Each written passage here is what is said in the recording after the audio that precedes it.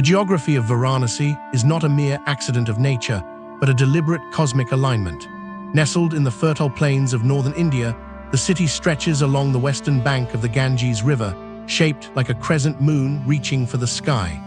It is defined by its position between two smaller tributaries, the Varuna to the north and the Asi to the south, which give the city its ancient name.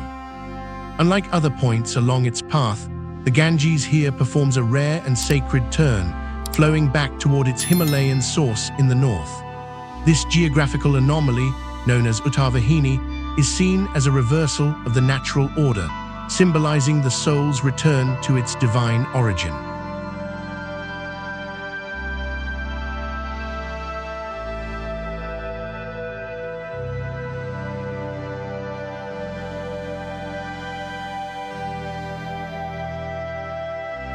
To the devout, these waters are not just a river, but the liquid form of the goddess Ganga herself. The stone ghats, those massive stairways descending into the water, serve as the interface between the mundane world and the celestial realm. There are 84 of these ghats, each with its own story, its own energy, and its own specific purpose in the grand tapestry of ritual. Walking along this waterfront is a journey through the Hindu psyche, where every step represents a stage of existence. From the vibrant celebrations of birth to the silent dignity of the final rite, the geography of the city dictates the rhythm of the spirit.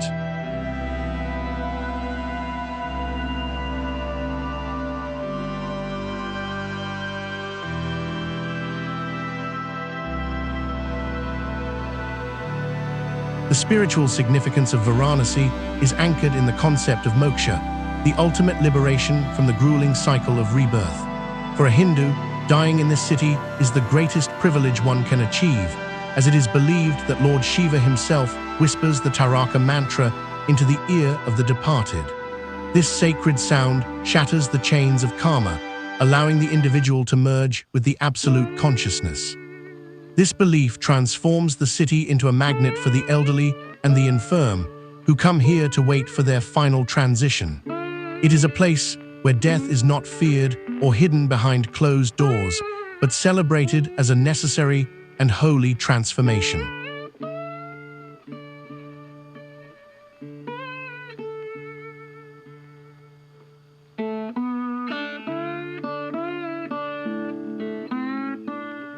The mythology of the city is inseparable from the presence of Lord Shiva, the destroyer and the transformer. Legends say that Varanasi was founded by his divine hand, serving as his earthly abode when he walked among mortals.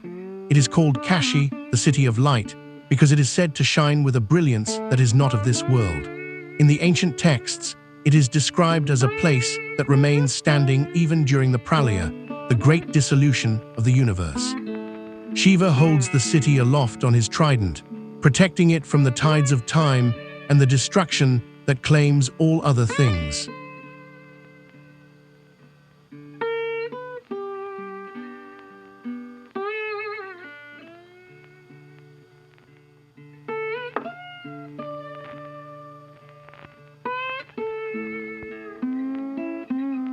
The stories of the Mahabharata and the Puranas are etched into the very stones of the streets.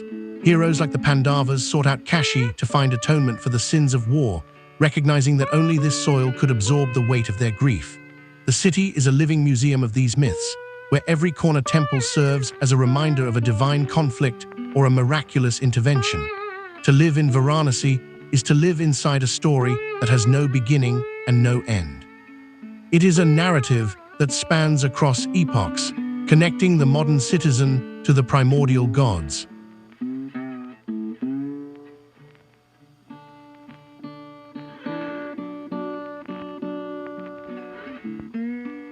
Archaeology confirms what the myths have always whispered, revealing that humans have called this place home since at least the year 1800 BCE. This makes Varanasi one of the oldest continuously inhabited cities in the world, surviving the rise and fall of the Bronze Age, the Iron Age, and the modern era.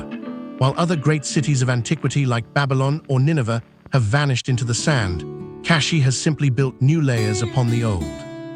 By the time the world entered the first millennium, it was already a renowned center of trade, philosophy, and religious discourse. It has always been a city of the mind, as much as a city of the flesh.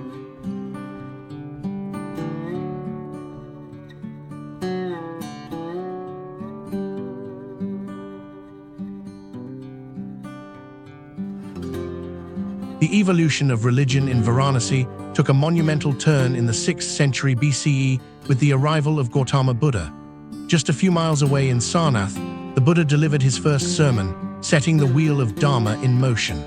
This event transformed the region into a global epicenter for seekers of truth, blending the ancient Vedic traditions with the new, radical path of enlightenment. For centuries, the city served as a melting pot where scholars of different faiths debated the nature of reality. This intellectual fertility ensured that Varanasi would never become a stagnant relic of the past, but a constantly evolving hub of thought.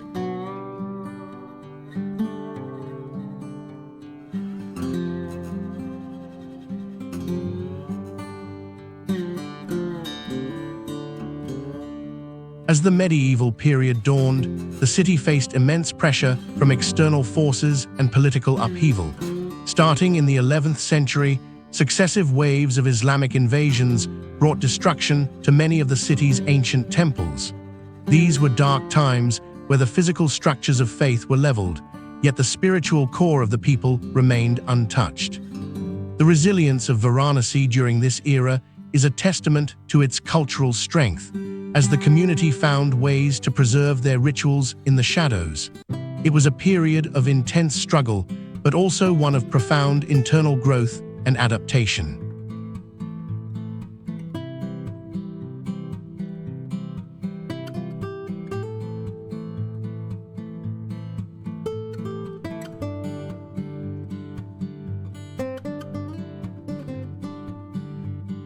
Out of this conflict emerged the Bhakti movement, a spiritual revolution that emphasized personal devotion over rigid ritual. Figures like the poet Saint Kabir, who lived in the 15th century, challenged the barriers of caste and creed from the heart of Varanasi. His verses, which are still sung today, sought to find common ground between Hindus and Muslims, weaving a new social fabric. This era saw the rise of a unique cultural fusion, where Islamic architectural elements began to blend with traditional Hindu motifs. The city became a sanctuary for the soul, where the music of the Sufis and the chants of the Brahmins occupied the same air.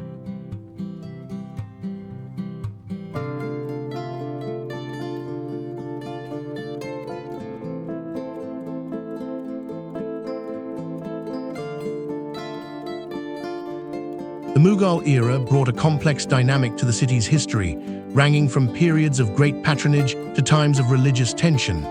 Emperor Akbar, who ruled in the late 16th century, was a great benefactor of the city, funding the reconstruction of temples and supporting its scholars. Under his reign, Varanasi flourished as a center of Sanskrit learning and artistic excellence. However, this peace was fractured during the reign of Aurangzeb in the late 17th century, who ordered the destruction of the original Vishwanath temple. The ruins of that era still stand as a haunting reminder of the city's turbulent political journey.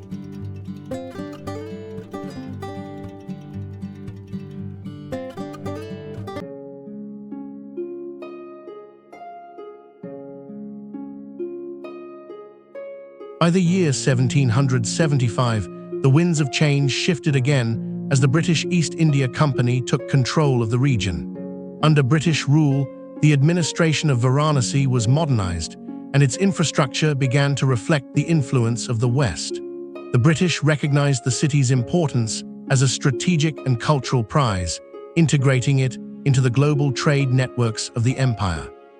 This period saw the introduction of new legal systems and educational models, which sat uneasily alongside the ancient traditions. Yet, the city's identity proved too strong to be colonized, absorbing the new influences without losing its original character.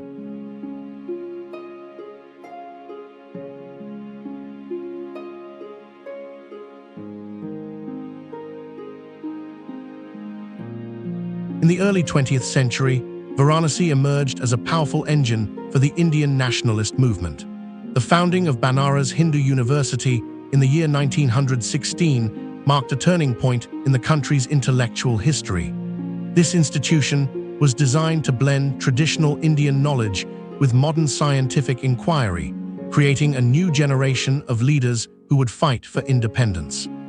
Great writers like Premchand and legendary musicians like Bismillah Khan drew inspiration from the city's streets, turning their art into a weapon against colonial rule.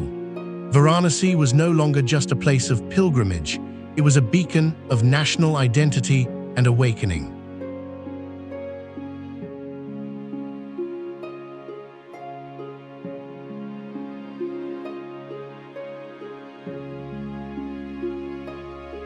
Heart of the city's daily life is the Dashashwamedh Ghat, a place of spectacular beauty and ritual intensity.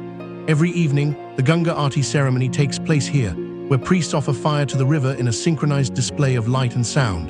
The air becomes thick with the scent of incense and the vibration of bells, creating an atmosphere that feels suspended in time. Thousands of people gather on the steps and in boats, watching as the lamps are circled in the air, mirroring the rotation of the stars. It is a moment of pure connection, where the individual feels small against the backdrop of the infinite.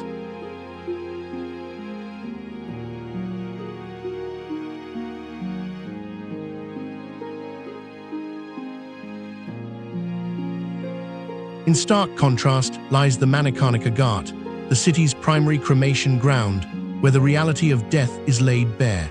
Here, the funeral fires have burned without interruption for thousands of years, consuming the physical remains of those seeking liberation. There is no shroud of secrecy or clinical detachment. The process of returning the body to the elements is public and raw.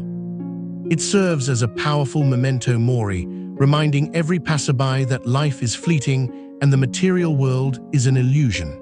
In Varanasi, the proximity of the celebratory Aarti and the somber cremation fires creates a profound balance, teaching that one cannot exist without the other.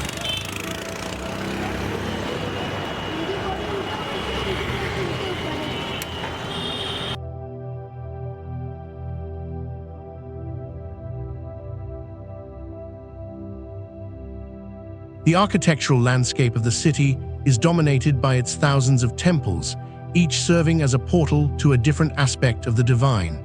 The Kashi Vishwanath temple, dedicated to Shiva as the Lord of the universe, is the spiritual anchor of the city.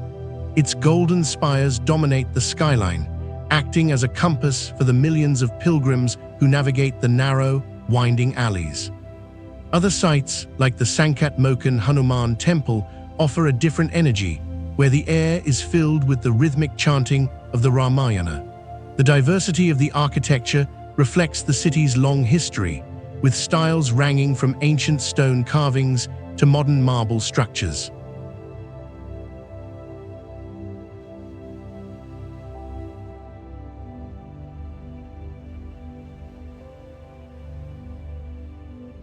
The economy of Varanasi is a fascinating study of how tradition can sustain a modern population. At its core is the religious tourism industry, which provides a livelihood for thousands of boatmen, priests, and artisans.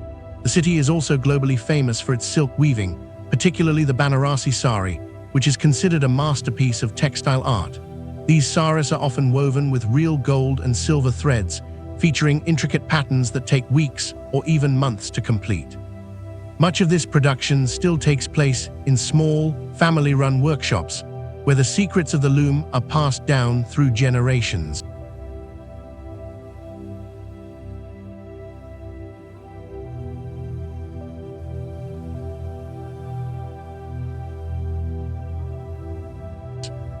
Despite the rise of industrial textile manufacturing, the handwoven silk of Varanasi remains a symbol of luxury and cultural pride. This industry is a vital link between the city's past and its future, providing economic stability while preserving ancient craftsmanship. However, the weavers face significant challenges from global competition and changing consumer tastes. The survival of this craft is not just an economic issue, but a battle to keep a piece of the city's soul alive in a rapidly changing world. It is a delicate balance between maintaining the integrity of the art and adapting to the demands of the modern market.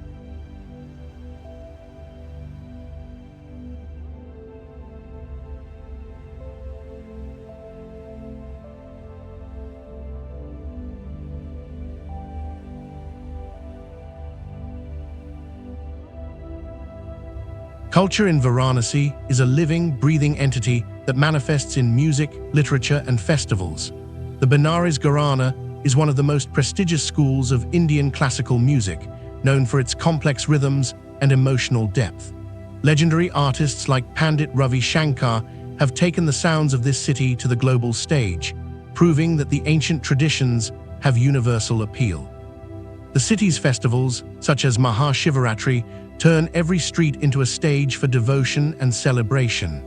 During these times, the boundaries between the performer and the audience dissolve, and the entire city becomes a single, vibrating pulse of energy.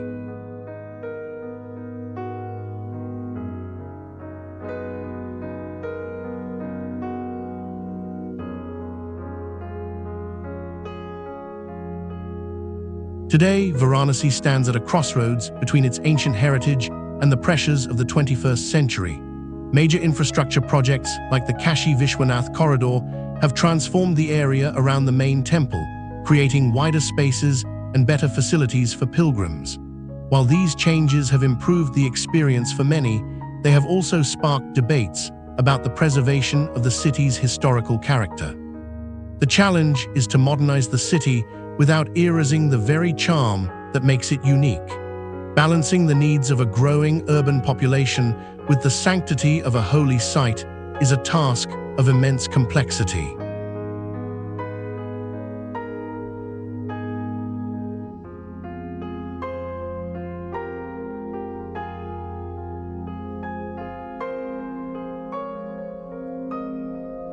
Environmental issues also loom large over the city's future, particularly the pollution of the Ganges River. For a city that views the river as a mother and a goddess, the impact of industrial waste and urban runoff is a painful irony. Numerous government initiatives and grassroots movements are working to clean the waters and restore the ecological health of the region. The success of these efforts is crucial, as the identity of Varanasi is inextricably tied to the purity of the Ganges. To save the river is to save the city itself, ensuring that future generations can continue the rituals that have defined this place for millennia.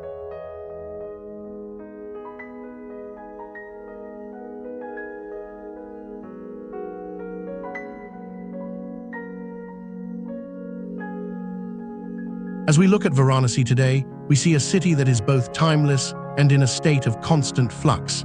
It is a place that forces us to confront our own mortality and the nature of our existence.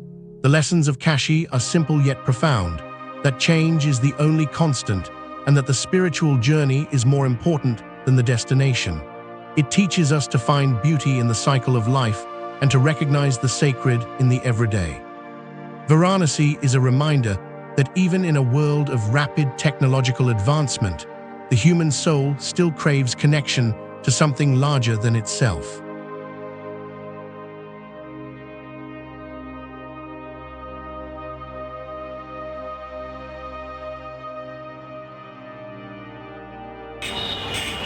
The story of Varanasi is ultimately the story of humanity's search for meaning in a vast and often confusing universe.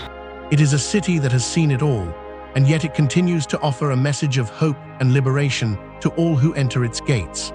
As the sun sets over the Ganges and the sound of the evening prayers fills the air, we are reminded that we are part of a continuous chain of existence.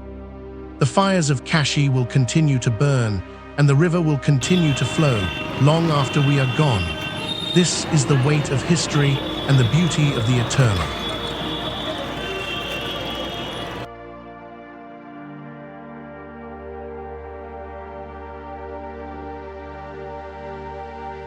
I want to leave you with a question to ponder as you go about your day.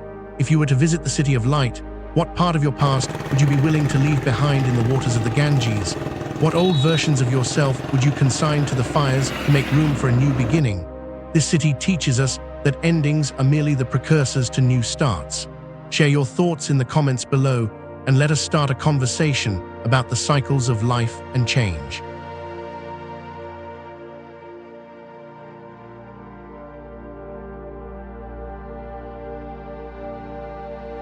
Thank you for journeying with me through the labyrinth of Varanasi, a place where time stands still and the soul finds its way home. If this exploration of the world's oldest living city moved you, please give this video a like and share it with those who seek a deeper understanding of our global heritage. Don't forget to subscribe to the channel for more deep dives into the history, culture, and philosophy of the world's most fascinating places.